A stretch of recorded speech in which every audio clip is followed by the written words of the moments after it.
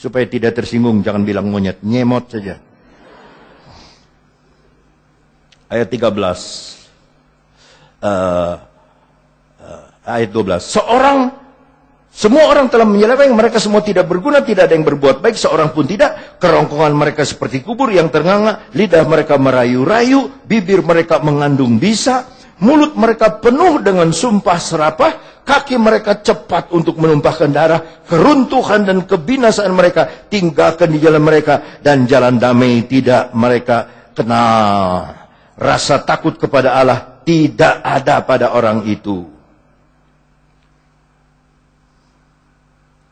Nah, orang-orang yang kayak begini bagaimana akhir hidupnya berikutnya? Tetapi kita tahu bahwa segala sesuatu yang tercantum dalam kitab Taurat ditujukan kepada mereka yang hidup di bawah hukum Taurat, supaya tersumbat setiap mulut dan seluruh dunia jatuh ke bawah hukuman Allah. Sebab tidak seorang pun yang dapat dibenarkan di hadapan Allah oleh karena melakukan hukum Taurat, karena justru oleh hukum Taurat orang mengenal dosa. Ada berapa hukum Taurat? 10 itu yang utama. Kalau seluruhnya ada 625 hukum Taurat, termasuk undang-undang makanan, undang-undang minuman, jangan makan ini, jangan makan itu, 625. Aduh, bisa nggak kita ngelakuinnya? Puasa mesti Senin Kemis, Senin puasa, Kemis puasa, dan puasanya puasa benar. Bukan puasa pura-pura puasa cuman ikut buka. Enggak. Puasanya puasa benar. Jadi enggak benar dah kita semua manusia. Tapi Yesus datang. Nah, Yesus tuh dia memperbaiki hidup manusia. Tapi dia tinggal umurnya cuma 33,5 tahun di dunia. Maka saya bilang umur panjang bukan artinya, saudara-saudaraku, orang itu berkenan di hadapan Tuhan, dan umur yang pendek bukan artinya orang itu dihukum Tuhan, tidak. Waktu saya di Amerika ada 2 kejadian. Yang pertama saya dapat telepon satu ibu rohani, Bapak David Ibrahim punya istri. Kakak dari istrinya itu satu kelas sama saya di kelas 1 SD. Yang kakaknya itu namanya Leni, yang meninggal ini namanya Reni. Orang tuanya itu di Gosugwe situ dulu tinggal. Kaum wanita dia. Kasih pengumuman, saudara-saudara, peluk, meninggal. Aduh, saya iri hati, saudara. Dia meninggal dasar lagi melayani. Ya, coba kalau dia meninggal lagi BBM. Sampai ke surga lagi gini terus.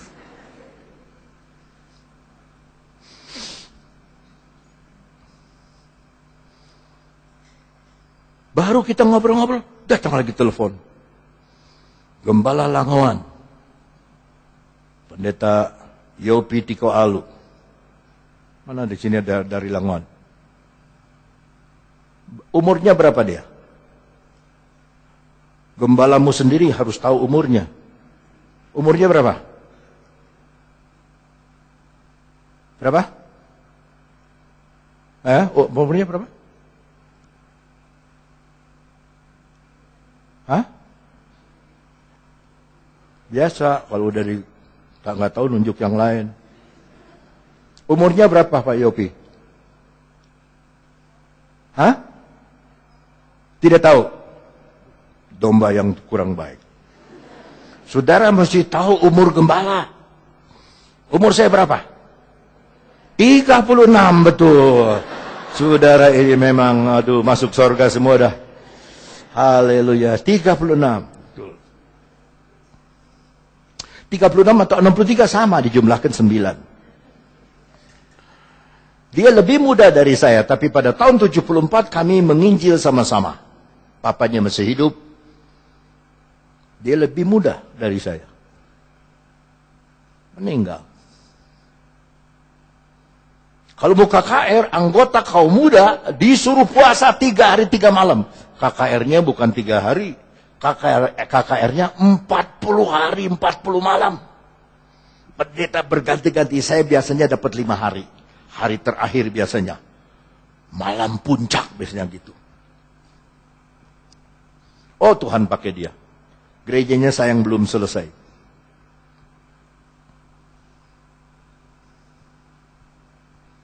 Lebih muda dari saya. Waktu di Amerika juga, tiba-tiba bendera di Tacoma setengah tiang. Saya bilang, ini ada apa setengah tiang? Oh, gubernur kami yang pertama meninggal. Umurnya juga masih muda, 101 tahun. Jadi ada yang 101, ada yang 60, ada yang 40. Yesus 33,5 tahun. Tapi lihat, Yesus naik ke sorga, diganti oleh Roh Kudus. Sekarang, yang beserta dengan kita tuh kita nggak lihat. Tapi kita rasa. Seperti angin. Kita tidak lihat angin. Gak boleh ada yang bilang angin itu warnanya merah. Kenapa? Tuh kalau dikerik-kerik orang tuh warnanya merah. Nggak pernah dikerik-kerik tuh orang jadi biru, jadi hijau, jadi kuning. Memangnya kemoceng. Ya, kalau dikerik tuh merah, tuh angin merah. Enggak. Angin nggak kelihatan warnanya apa. Tapi ada. Saudara duduk dengan tenang kenapa? Karena ada AC. Tadi kami mampir di rumah makan di Cibubur. Begitu masuk, Pak, merokok atau tidak? Tidak. Kalau tidak, di depan, Pak. Kalau yang merokok di belakang. Terbalik, saya bilang, mestinya yang di belakang itu yang tidak merokok. Biar yang merokok itu di depan. Tapi yang di belakang ternyata tidak ada AC.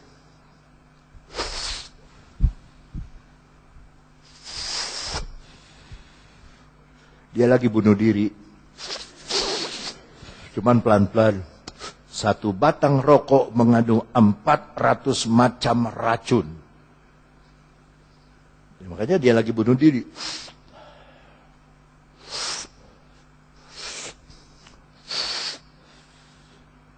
Kalau yang baru belajar gini tuh.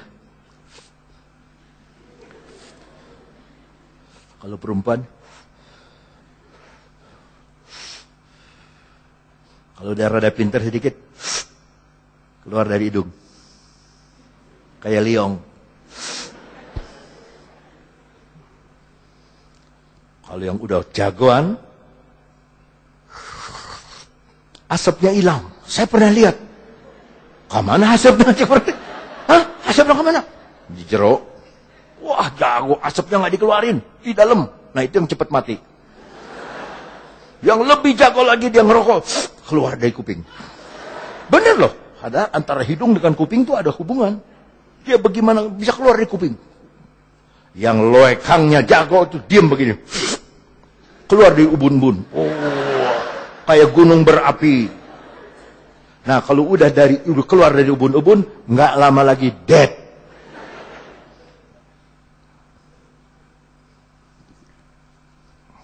Sampai mana?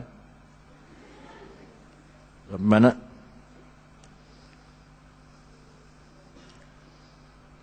Kembali lagi kepada Amos.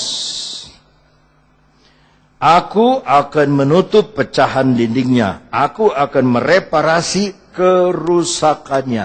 Tadi dalam Roma pasal 1 kita sudah dengar, sudah baca kerusakan. Kalau saudara lihat orang ya, orang lain deh. Kok dia begitu? Kok dia begini? Itu juga bisa ada terjadi di dalam kita. Kok sih itu begitu ya? Kok sih itu begini? Itu juga keadaan kita. Mungkin kita dinilai oleh orang lain juga begitu jelek. Memang kita mah jelek.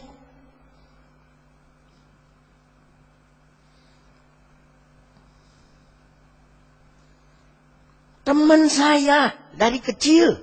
Sama-sama pendeta. Nggak bisa ngomong nama saya. Awan Datu terus ya. Pendeta Awan Datu. Saya bilang saya teh Awan Datu. Bukan Awan Datu. Tetap aja dia ngomong Awan Datu. Makanya saya terus naik ke atas, karena saya disebut awan terus. Naik ke atas terus. Nah, saya tadi katakan prinsip Tuhan di dalam dunia memperbaiki kita. Prinsip Tuhan apa, saudara? Memperbaiki kita. Kalau kita sudah baik, kita nggak usah ke gereja. Nggak usah, kalau kita udah baik, udah pasti masuk surga. Buat apa ke gereja? Justru karena kita mengakui, merasa kita kurang baik, kita banyak kekurangan, kita datang kepada Tuhan, minta Tuhan memperbaiki. Ada haleluya. Kalau ada kapal bocor, bawa ke galangan kapal, ke bengkel kapal, ahli-ahli akan memperbaikinya. Kalau motor rusak, bawa ke bengkel motor. Kalau mobil rusak, macet, bawa ke bengkel mobil. Jangan waktu mobil rusak, saudara bawa ke DKA, Jawatan Kereta Api. Ya, kalau kereta api rusak, jangan dibawa ke Astra. Ya, Astra tidak tahu memperbaiki kereta api. Ya, saya lihat itu, kami hotel saudara-saudara di dekat rel kereta, ya, di pinggir laut. Rel kereta. Istri saya hitung gerbongnya itu kereta. Tiap hari kita malam dibangunkan sama kereta. Itu relnya itu kokoh, saudara. Gerbongnya 100 lebih gerbong. Satu gerbong 2 kali gerbong di Indonesia. Gerbongnya besar. Dan ini untuk tarik batu bara, tarik apa dari laut sampai dari pelabuhan. Ya. Tiap malam 100 gerbong, 80 gerbong. Kok enggak anjlok? Kok enggak rusak? Saya lihat karena relnya kuat, kokoh. Karena kita nunggu lama, kita lihat, relnya bagus. Sudah lebar, lebih lebar dari yang di Indonesia, dia kuat. Kalau di Indonesia bagaimana? Relnya kecil, pakunya dicopot-copotin. Dijualin tuh karena rakyat lagi susah, saudara. Sampai besi-besi itu, paku rel itu dia jual. Kayu jatinya diangkat dijual. Sampai diganti sama beton. Tapi kekeh aja itu. Maka tiap berapa hari diperiksa sama DKA jalan. Nah, apakah jalan saudara ini kokoh? Apakah jalan hidup kita ini benar? Kalau jalan rel hidup kita ini betul, benar, maka gerbong hidup kita, biar beratnya panjangnya segiap, tidak akan ada yang anjlok. Nggak ada. Karena kokoh relnya. Maka saya belajar dari Indonesia karena anjlok, karena relnya ada yang miring sebelah. Ya, ada yang dicopot-copotin jadi goyang. Anjlok. Ada lagi yang enggak pugu-pugu, kebakaran gerbong, untung kosong. Itu hebat Indonesia mah. Tuh pugu-pugu kebakaran aja. Ya, sekrup-sekrup itu jembatan di Madura, sekrup-sekrupnya dijualin. Aduh, kalau runtuh bagaimana? Jadi diperiksa. Nah, Tuhan itu mau memperbaiki. Hidup manusia itu kayak rel yang sudah copot. Ya. Copot paku-pakunya, dicopot sama kita sendiri. Jadi hidup kita goyang ke sana, goyang ke sini. Enggak mantap, enggak stabil, enggak steady.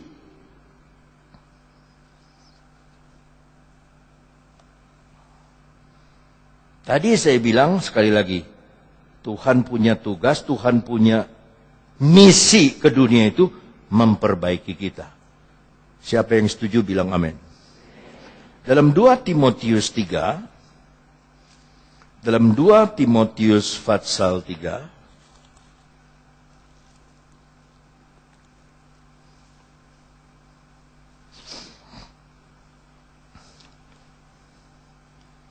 ayat 10, tetapi engkau telah mengikuti ajaranku, cara hidupku, pendirianku, imanku, kesabaranku, kasihku, dan ketekunanku. Yang pertama, ajaranku. Di Amerika kami berbicara dengan Om Hanimande pas datang, dengan Om Broughton membicarakan satu buku yang ditulis oleh wartawan, mengupas satu gereja di Australia yang kemungkinan akan beredar ke sini tuh gereja, makanya dikasih lihat sama saya. Saya bilang, saya boleh minta ini? Nanti saya kirim. Wah, saya pinjam aja satu malam, saya baca satu malam habis itu buku. Bahaya sekali. Mulainya dari ajaran.